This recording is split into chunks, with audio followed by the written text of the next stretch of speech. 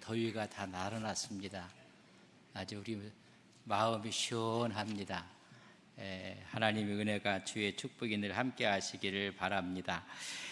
우리가 시원한 냉수 같은 성도가 됩시다 이렇게 인사를 했는데, 무더위 가운데 서로가 좋은 기별을 하고 좋은 소식을 전하며 시원한 냉수 역할을 감당하는 우리 온 성도님들이 되시기를 주님의 이름으로 간절히 축복합니다.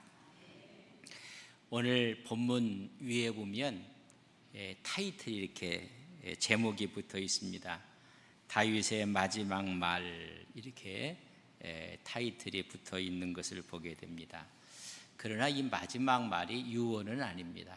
우리가 늘 마지막 말하면 유언을 이야기하기 쉬운데, 유언이 아니라 평생 살아왔던 다윗, 왕으로 부름받았던 다윗, 그리고 하나님의 은혜 가운데 살아왔던 다윗의 여러분 신앙 고백, 다시 말하면 그의 노래입니다.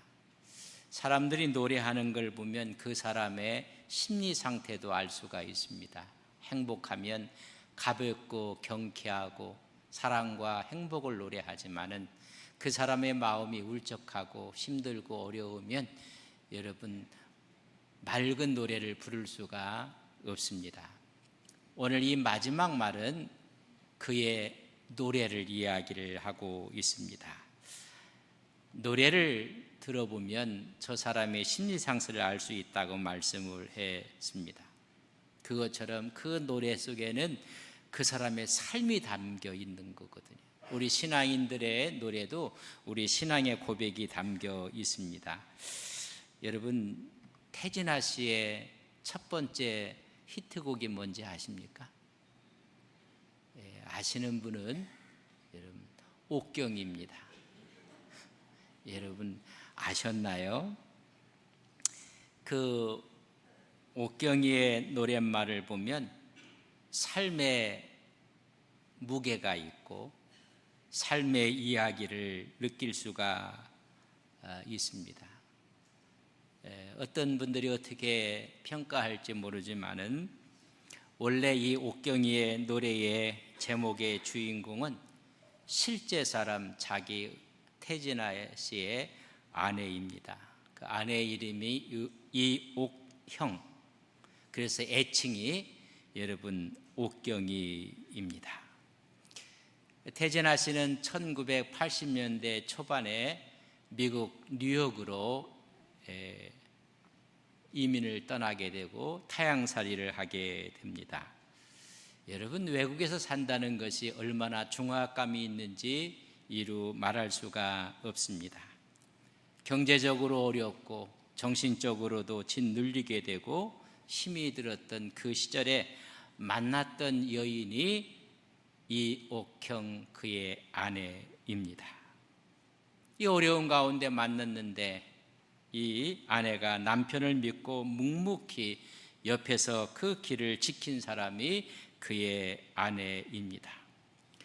원래 이 옥경이의 원 제목은 고향 여자입니다. 이 태진아 씨를 위해서 만들어진 노래가 아닙니다. 원래 원곡은 1981년 나훈아 씨가 발표한 고향 여자였습니다. 그러나 여러분 제목이 변경되었습니다. 태진아 씨가 귀국을 하고 나름대로 재기를 꿈꾸었을 때 태진아 씨가 받은 노랫말이 바로 작곡가 임종수 씨가 이 곡을 주었습니다. 그 가사를 수정해서 불렀습니다. 그래서 아내를 위한 헌시처럼 나를 위해 수고하고 애쓰고 또 애절했던 아내를 생각하면서 헌시처럼 불렀던 노래입니다.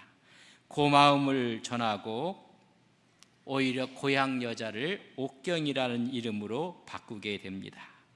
아내를 향한 진심 어린 애정과 사랑을 담아서 불렀습니다. 그때가 1989년에 이 곡을 발표하게 됩니다.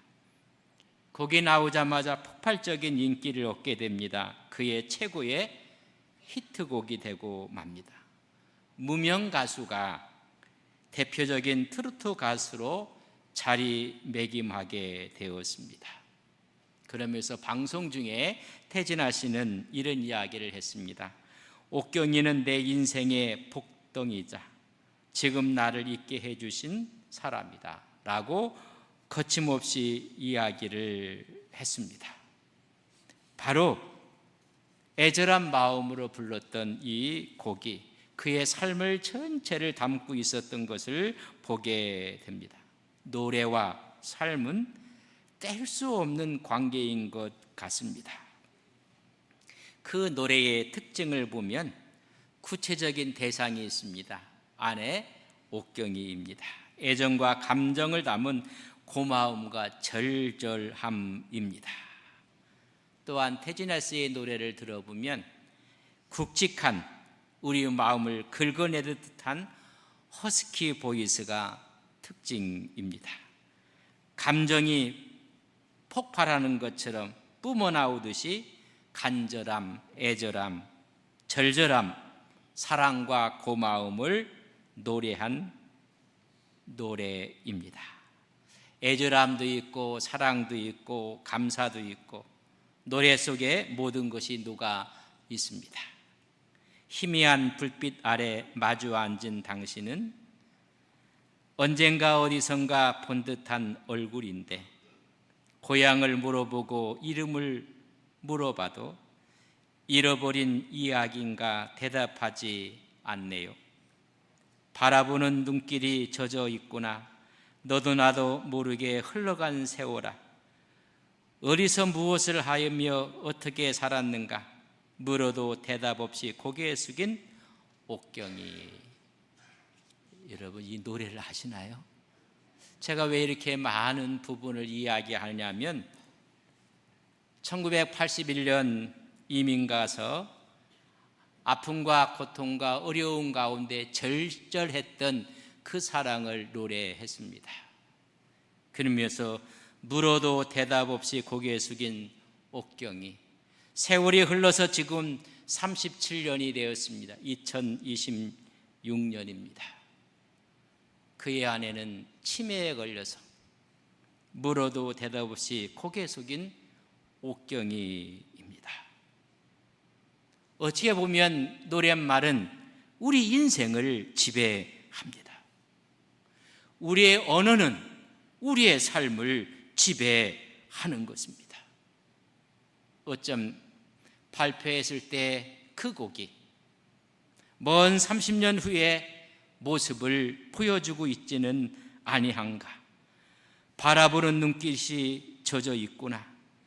너도 나도 모르게 흘러간 세월이 어디서 무엇을 하며 어떻게 살았는지 물어도 대답 없이 고개 숙인 옥경이. 지금은 사랑하는 남편의 간호를 받아가며 있는 모습을 우리는 알게 됩니다. 노랫말 속에는 여러분 인생이 있습니다. 우리가 노래하는 것이, 우리가 이야기하는 것이 10년, 20년, 30년 후에 우리 인생의 열매로 다가온다는 것을 아셔야 합니다. 그래서 노래를 불러도 찬양을 해도 맑고 경쾌하고 하나님의 영광을 찬양해야 됩니다. 우리가 언어를 사용해도 축복하고 배려하고 사랑하고 오히려 이런 언어를 사용하시는 우리 믿음의 귀한 종들이 되시기를 바랍니다. 그 언어는 살아서 10년, 20년, 30년 후에 우리에게 돌아오고 있다는 것입니다. 오늘 이것은 한 가수의 이야기지만은 우리 인생 여정 가운데서도 그 언어는 우리를 지배하고 있다는 사실을 기억하는 것입니다. 그렇다면 오늘 다윗의 노래는 어떤 노래였을까? 그는 목동이었습니다. 그러나 왕이 되었습니다. 수많은 고비와 아픔과 고통과 죽음의 역경을 뛰어넘고 하나님께서 세우신 왕이었습니다. 그것을 감사하며 하나님께 부르짖고 노래하고 있는 모습은 더 큰 하나님의 왕국이었고 하나님의 나라를 노래하고 있습니다. 오늘 마지막 말이라고 하면서 쓰여져 있는 23장 1절 말씀에 보면 이는 다윗의 마지막 말이라 그의 노래입니다. 이새의 아들 다윗의 말하며 높이 세워진 자 야곱의 하나님으로부터 기름 부음 받은 자 이스라엘의 노래 잘하는 자가 말하노라. 마지막 노래할 때 자기를 소개하고 있는 모습을 보게 됩니다. 이새의 아들 다윗이라고 이야기해 주고 있습니다.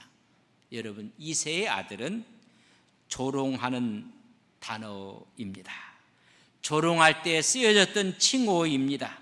호칭은 여러분, 이새의 아들이라면 촌놈의 아들, 그리고 비하하고 멸시하고 조롱할 때 사용했던 여러분 자기 호칭에 대한 이야기입니다.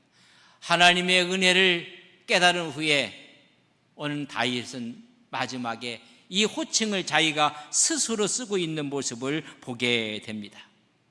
사울도 다윗을 지칭할 때 이새의 아들이라는 아주 멸시하는 단어를 씁니다.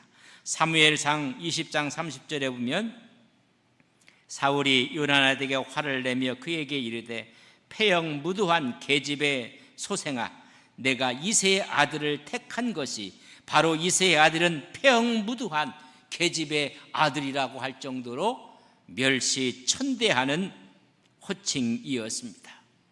또한 세바의 난이 일어났을 때도 사무엘하 20장 1절에 보면 이새의 아들에게 받을 유산이 우리에게 없도다. 멸시하고 오히려 조롱하는 문구로 이새의 아들이라고 했습니다. 그가 마지막 노래할 때 사람들이 가장 멸시하고 조롱하는 그 자기 소개를 하고 있는 다윗의 모습은 이렇게 멸시받는 나였지만 하나님이 높이 세우셨다는 것입니다.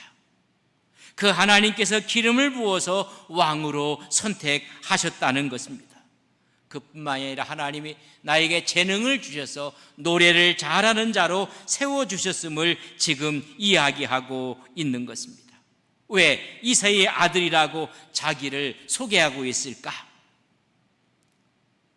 그는 목동의 아들로서 지도자가 된 후에도 실패와 좌절과 범죄 속에서 시기와 미움 속에서 그는 지내게 됩니다. 이런 사실을 다 경험을 해보고 가장 겸손한 자의 모습으로 나는 이새의 아들이었다라고 노래를 하는 것입니다. 하나님이 아니면 영원히 이새의 아들로 끝날 수 있었는데 하나님께서 함께 하심으로 세우실 뿐만 아니라 기름을 부으셨고 재능을 주셨다고 노래하는 것입니다. 그렇다면 다윗이 노래한 전체의 모습은 그의 신앙 고백입니다. 그의 고백을 들으면 오늘 2절 말씀에 여호와의 영이 나를 통하여 말씀하시며 그의 말씀이 내 혀에 있도다. 하나님의 영감으로 받은 말씀을 노래하고 있다는 것입니다. 자기의 노래가 아닙니다. 하나님의 영감으로 받은 하나님의 말씀의 노래를 하고 있다는 것입니다. 하나님의 영이 나를 통해 말씀하고 있다는 것입니다. 이것이 다윗의 영성이었습니다. 그의 마음의 영성이, 그의 스피릿이 언어를 통해서 노래하고 있는 것입니다. 그렇다면 다윗의 영성은 무엇이었을까? 하나님이 다윗을 보고 한 말씀이 있습니다. 사도행전 13장 22절에 보면 다윗을 왕으로 세우시고 증언하여 이르시되 내가 이새의 아들 다윗을 만나니 내 마음에 맞는 사람이라. 내 마음에 맞는 다윗의 영성은 어떤 영성이었기에 하나님의 마음에 맞았을까? 그 하나님의 마음에 맞는 영성을 갖고 하나님을 노래하고 있다는 것입니다. 그의 영성은 첫 번째는 말씀의 영성입니다. 늘 하나님의 말씀을 듣고 순종을 합니다.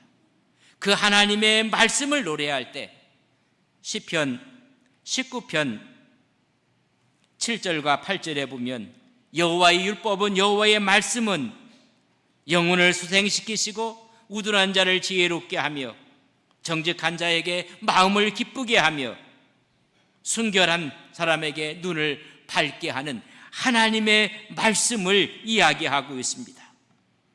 늘 하나님 말씀 때문에 그에게 지혜를 주셨고 그의 영혼을 수생시키셨고 그의 마음을 기쁘게 뿐만 아니라 그의 눈을 밝게 해 주셨다고 말씀을 해주고 있습니다.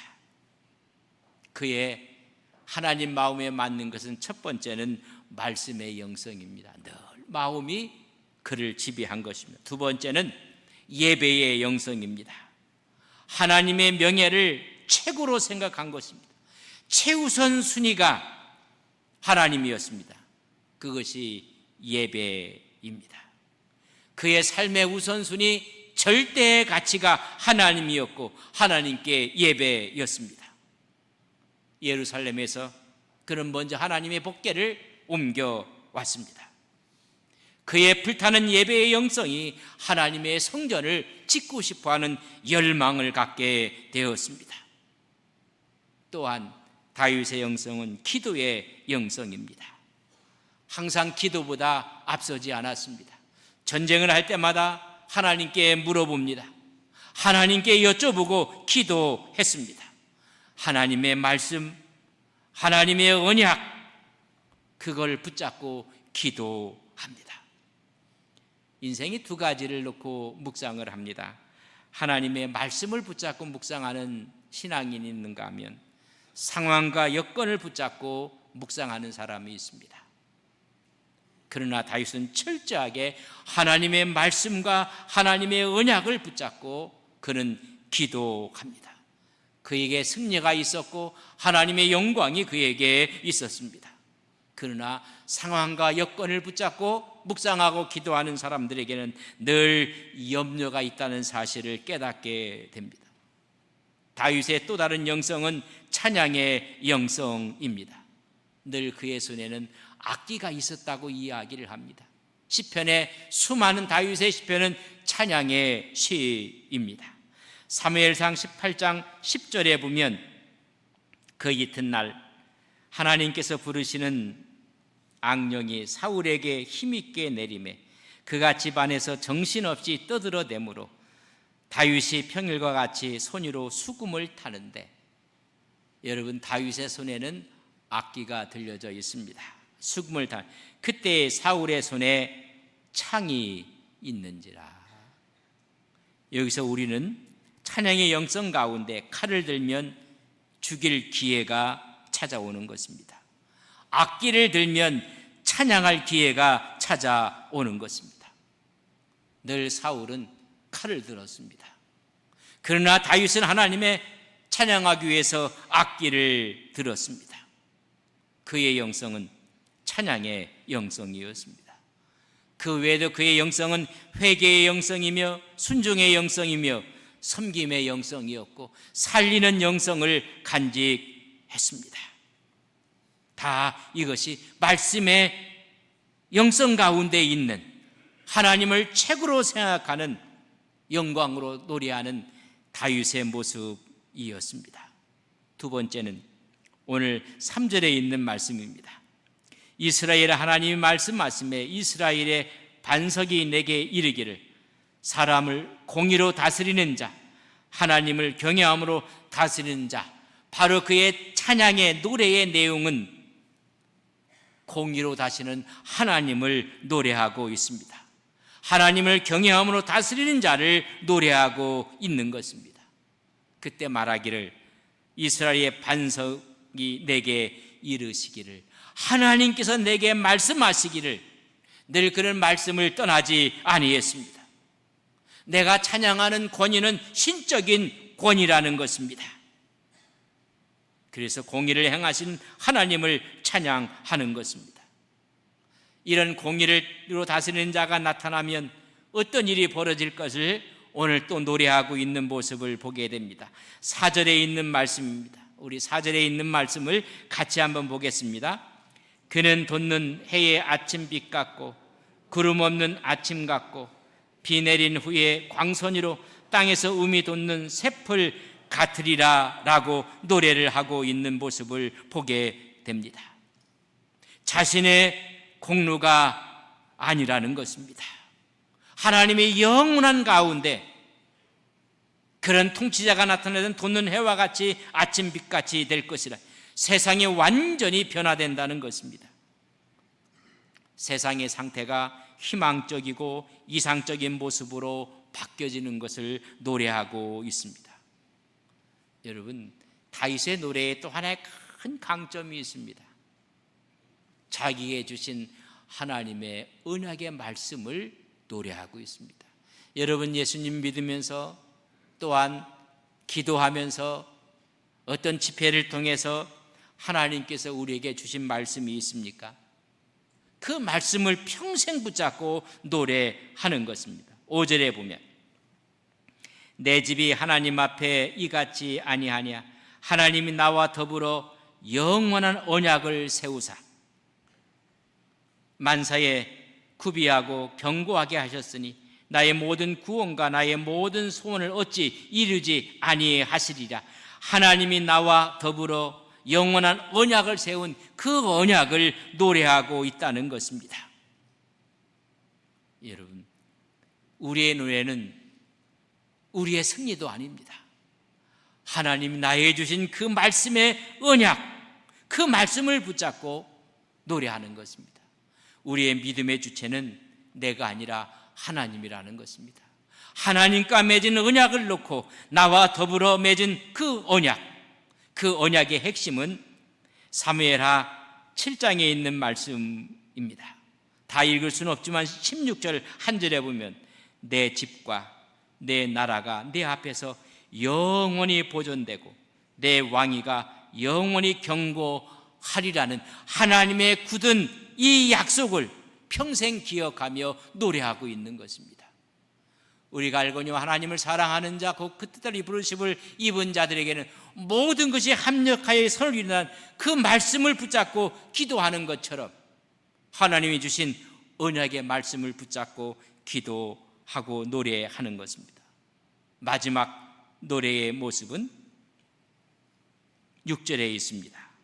그러나 사악한 자는 다 내버려질 가시나무 같으니 이는 손으로 잡을 수 없음이로다. 이상적인 통치자가 다스리는 나라는 축복과 희망을 노래하지만은, 그러나 그 노래의 말미에는 심판을 노래하고 있습니다. 사악한 자, 그 자가 다스릴 때는 오히려 그 자는 물론이요 모두에게 어려움과 아픔이 있을 뿐만 아니라 심판하신다고 말씀해 주고 있습니다. 6절에 있는 말씀입니다. 사악한 자가 다스릴 때, 이 사악한 자는 하나님의 통치를 대적하는 자를 말합니다. 이런 자는 무가치할 것이고 쓸모없게 될 것이고 버려지는 가시나무와 같을 것이라고 말씀해 주고 있습니다. 제가 초두에 태진아 씨의 옥경이를 말씀을 드렸습니다. 노래는, 가사는 힘이 있습니다. 어떤 노래를 부르고 있는가, 그 사람의 오늘의 모습과 내일의 모습과 미래의 모습을 담고 있습니다.